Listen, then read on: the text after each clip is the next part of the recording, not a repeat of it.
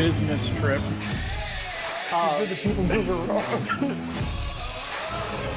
It does tingle a little bit.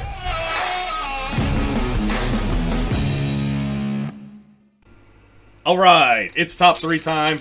I've got the chips here. I'm going to go into the bag. I'm going to pull out a chip. Hopefully it's not a single digit number because apparently that's all you think that's in here. And it is 22. Aha! 22 is our number. 6 like 4 times in a row. 22 is our number, so I am going to be going over here. 22 is, ooh, very interesting one. Something that you might have to think a little bit about. The best places worth walking to outside of the parks. Like from my hotel? You can be from your hotel or from a park. Well, not many So, places that you can walk to at Walt Disney World. Yeah, there's not many, but I like and you have 20 seconds. Planning your first trip and getting overwhelmed by all the details?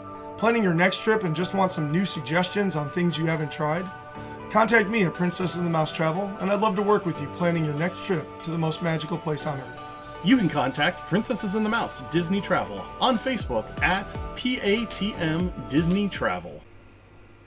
Hey, and I'm getting good with this stuff to where I can just bring it right back in. Man, you're still writing. Watch out. Yeah. All right.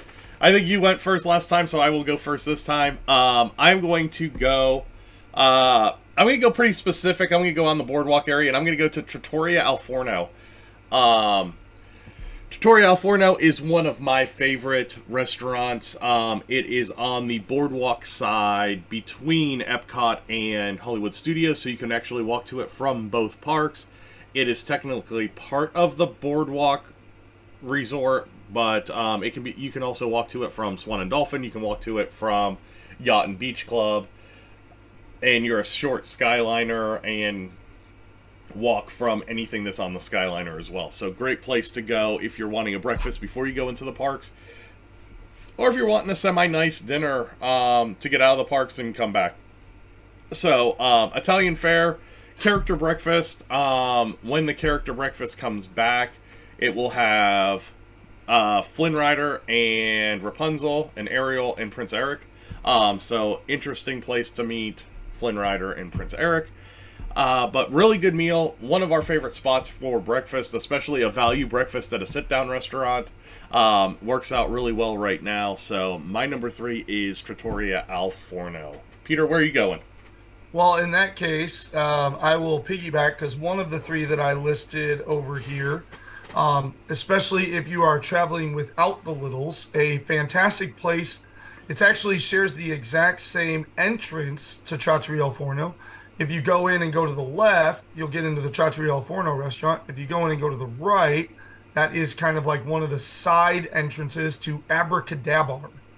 So great place, again, especially if you're traveling without little ones, or you have like maybe more, not necessarily all the way to adult kids, but maybe teenage kids that you can just let go do their thing without worry.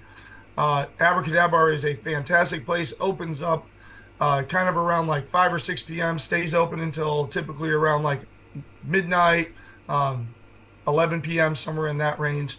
And it's just kind of, it's a bar, but all of the drinks are kind of themed around magical kind of ideas. Some of the drinks even have like a little kind of like twist of whimsy to them. And it's just a really, really nice, more like sophisticated place for you to go. And again, on boardwalk, so you can get there if you are a Pop Century or an Art of Animation or a Caribbean, just Skyliner over, and then it's a short walk out of Epcot to get over there to just, it's a great place, especially to go at night, because being out on the boardwalk at night is just a really, really nice, kind of like just relaxing experience. Grab a drink at Abracadabra, sit out on the boardwalk, look out over the lake, watch the friendship boats traveling to and from. Just a really, really, some of my more tranquil experiences. Yeah, it is a fantastic place. That whole boardwalk area, from Jelly Rolls all the way down to what's going to be the Cake Bake Shop starting next year.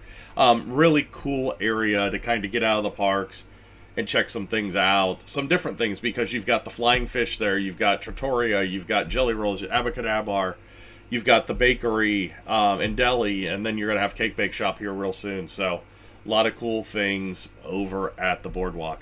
And By Jelly the way, Rolls is a dueling piano place. I don't know if that's on your list or not, but it's not on mine. It is not on my list either. If you want to be part of Top 3, definitely get involved. Go over to the website, patmdisneytravel.wixsite.com/planning, and fill out the form. Give us a Top 3 nomination, or go on to the YouTube page and tell us what we missed on our Top 3 episodes that hit your Top 3. So you can do it one of two ways there. All right, let's get to number 2. And number 2 for me is kind of walking outside of the Magic Kingdom, and really any of those monorail resorts now you can walk to. With the addition of the path to the Grand Floridian now, all 3 monorail resorts are reachable by walk. And that gives you access to places like Chef Mickey's, California Grill, Narcoossee's, all a lot the fun of stuff places. out on this. Settle down, buddy. I know. I'm going with a lot on this one, but you know, I think when I think about walking from the Magic Kingdom, it's always to the Contemporary, and what you have over there. You know, with having Chef Mickey's there, great family restaurant. You've got Steakhouse 71 there. That's a great place to get a breakfast before you go to Magic Kingdom. And then California Grill is a fantastic place to have a dinner, especially if it's an adults-only trip. Get a couple of drinks, watch the fireworks from the balcony up there. Just a fantastic place. So I'll narrow it down. My number 2 is walking to the Contemporary from the Magic Kingdom. There's like 4 places he can walk to, and he was like naming 3 of them. Yeah. Well, I've got a very, very sneaky one for number 1. So what is your number 2? Okay, so this is able to go from Hollywood Studios. It's a little bit longer of a walk. From Epcot, it's a little bit more manageable. But if you're looking for something to do midday, maybe it's even on one of those days off and you're in one of those resorts, one of the things that you can do is if you go just past Swan and Dolphin, you will find the Fantasia mini golf course. And typically, if you're staying on site, you get a little booklet of cards that offers you the ability to play this little mini golf course for free. If you go to Fantasia, what's really cool is there's 2 different ones. There is the actual Fantasia course where you're playing, and there's a bunch of the characters from different scenes in Fantasia. So you got the hippos in their little tutus, and you've got, you know, Mickey and his buckets, and you've got all these different things on the course. So it's kind of like a more family-friendly course. And then if you go to the left there, you can play like Courses of the World is the best way that I can describe this. It is a mini golf course, but it's a mini golf course. So there's water hazards, sand traps. They take away all the most of the brick stuff that holds your golf ball in is gone. And the golf holes are themed after some of the more like noteworthy or noticeable golf holes of some of the more famous courses around the world. And so just a really, really unique putt-putt experience over there. And like I said, walking distance out of the backside of Epcot, walking distance from Hollywood Studios, and able to get to walking distance by taking a Skyliner if you need to. So really, really fun. And typically free if you're staying on site with that Enchanted Extras, little magical extras cards that they send you. Yep. And if you don't get anything sent to you, pick up your Magical Extras card at your hotel lobby desk when you check in. You'll also be able to get your luggage tags, which right now are the awesome 50th anniversary luggage tags. So definitely want to check those out. All right, let's go to our number 1. Hey! My number 1 is walkable from Saratoga Springs, and it is all of Disney Springs. Yes.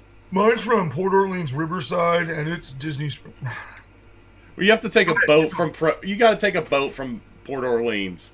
No, You can go actually outside. walk to Saratoga Springs or walk to Disney Springs from Saratoga Springs, which is a very, very cool trick if you're coming from a park, since they don't have a bus to Disney Springs anymore.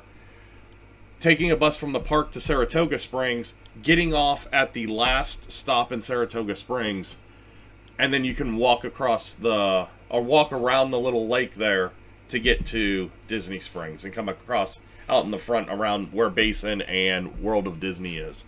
So, Disney Springs, great outdoor shopping, eating, entertainment, lots over there. We talked about Cirque du Soleil being over there earlier in the show. Just a lot of things going on at Disney Springs. It is quite a bit of a walk, so if you do have anybody that gets tired walking long distances, I mean, it is at least a mile around that. It's a retention pond, but we can call it a lake. It's a retention pond for the golf course for Oh, I just lost my train of thought there.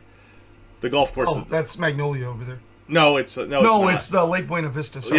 yes. Lake Buena Vista Golf Course it's the retention pond for over there. So, yep, you walk around that and you have access to Disney Springs from Saratoga Springs. So, like I said, mine's a little sneaky, but it also you get a couple of pro tips on how to get to Disney Springs from the parks.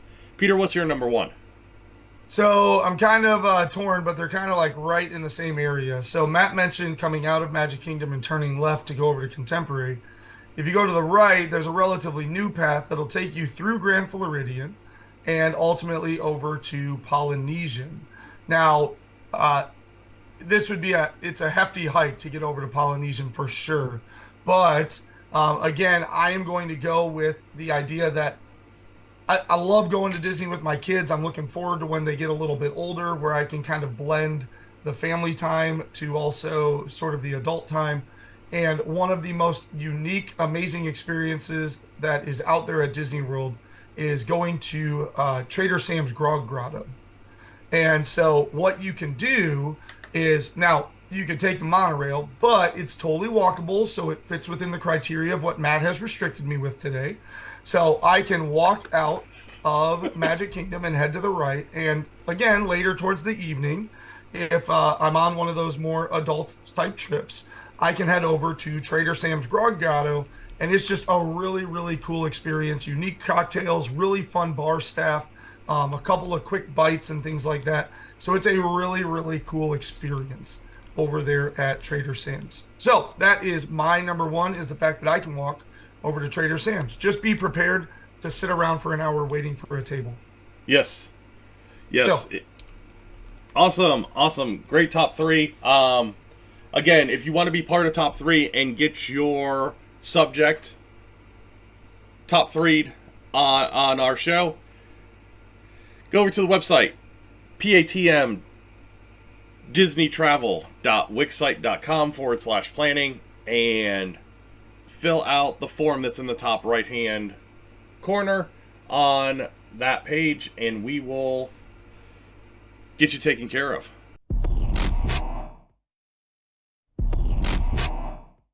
Hey, thanks for checking us out today. Don't forget to hit those like and subscribe buttons to help out the channel.